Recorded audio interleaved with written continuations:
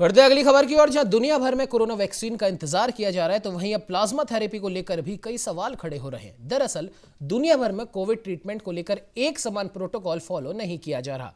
इसको लेकर की गई स्टडी में अलग अलग रिजल्ट सामने आ रहे हैं और हाल ही में ब्रिटिश मेडिकल जर्नल में प्रकाशित एक रिपोर्ट के मुताबिक प्लाज्मा थेरेपी से कोई फायदा नहीं हो रहा, जबकि यही थेरेपी एसएमएस अस्पताल में 225 से 250 पेशेंट्स को ठीक कर चुकी है। तो वहीं जोधपुर में 60 पेशेंट्स को भी यही थेरेपी दी गई थी, लेकिन उनमें यह थेरेपी असरदार साबित नहीं हो पाई। जबकि इस थेरेपी के अच्छे रिजल्ट्स के लिए डोनर और रेसिपिएंट का चयन सही होना चाहिए, ऐसा विशेषज्ञ कहते हैं। और जिनमें ज्यादा लक्षण नहीं होते उनमें एंटीबॉडीज नहीं बन पाती, जिससे उन पेशेंट्स का प्लाज्मा असरदार नहीं होता, जिससे 10 दिन के बाद में प्लाज्मा देने का कोई फायदा नहीं होता, क्योंकि जब तक डिजीज काफी प्रोग्रेस कर चुकी होती है। ऐसे में अच्छे रिजल्ट के लिए इसे 5 से 7 दिन के अंदर अंदर दे देना चाहिए।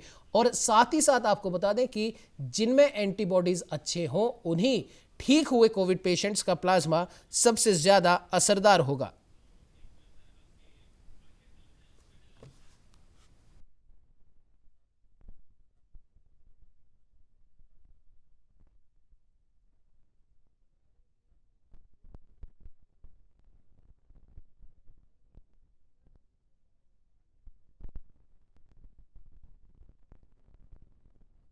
भर में कोविड ट्रीटमेंट को लेकर एक समान प्रोटोकॉल फॉलो नहीं किया जा रहा है और इसी को लेकर स्टडीज के अलग अलग रिजल्ट्स भी सामने आ रहे हैं।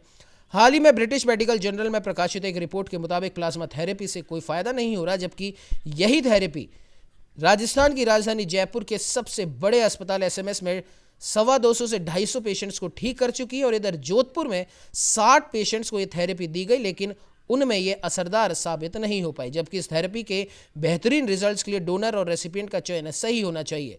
जिनमें ज़्यादा लक्षण नहीं होते उनमें एंटीबॉडीज उस हिसाब से नहीं बन पाते और उन पेशेंट्स का प्लाज्मा भी असरदायक नहीं होता। और इसी तरह 10 दिन के बाद में प्लाज्मा देने से कोई फायदा नहीं होता, क्योंकि जब तक डिजीज काफ़ी प्रोग्रेस कर चुकी होती है। रिजल्ट के लिए इसे 5वें से 7वें दिन में ही देना चाहिए और उन्हें ही प्लाज्मा डोनेट करना चाहिए जिनमें एंटीबॉडीज अच्छे हैं। और अगर बात की जाए निमोनिया की, तो निमोनिया में साधारण मॉडरेट टू सीवियर स्टेज में ये दिया जाना चाहिए, जिनमें सैचुरेशन करीब 90% से नीचे जा रहा हो। लंग स्कोर 8 से 15 और सिटी स्कोर 8 या 10 से ज़्यादा है, इनमें भी ये फायदेमंद है।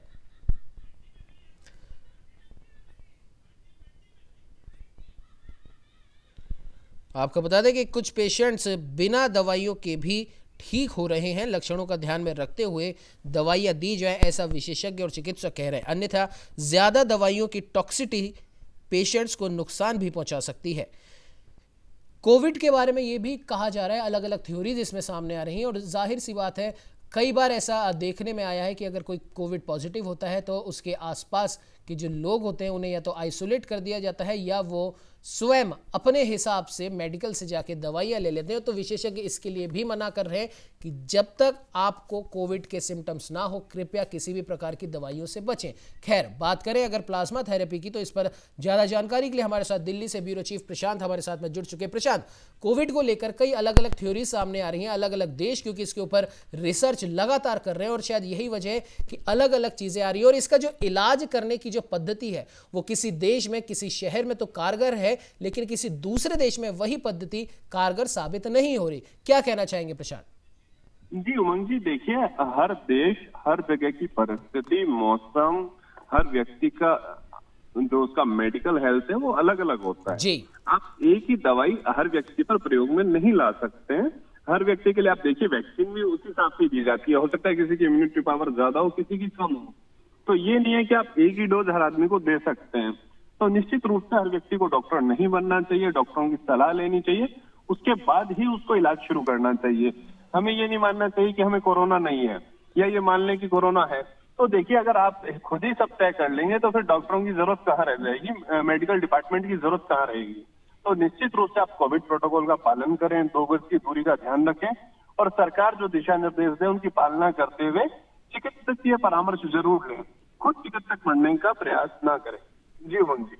बिल्कुल प्रशांत, और जाहिर सी बात है जैसे प्लाज्मा थेरेपी की बात की जा रही है तो ब्रिटिश मेडिकल जर्नल के हिसाब से कहा जा रहा है कि प्लाज्मा थेरेपी यहाँ पर ज़्यादा असरदार साबित नहीं हो रही, और यही थेरेपी जयपुर के एसएमएस हॉस्पिटल में करीब 250 से 250 पेशेंट्स को सही कर चुकी है, लेकिन जोधपुर में 60 लोगों को भी ये ठीक नहीं कर पाई थी। और साथ ही साथ कोविड से जुड़ी एक और बात यहाँ पर निकल कर आ रही है कि जो भी लोग कोरोना पॉजिटिव हुए थे उनका इलाज हुआ, वो ठीक भी हो चुके हैं, लेकिन कहीं ना कहीं कोरोना वायरस मृत स्टेज में उनके अंदर है।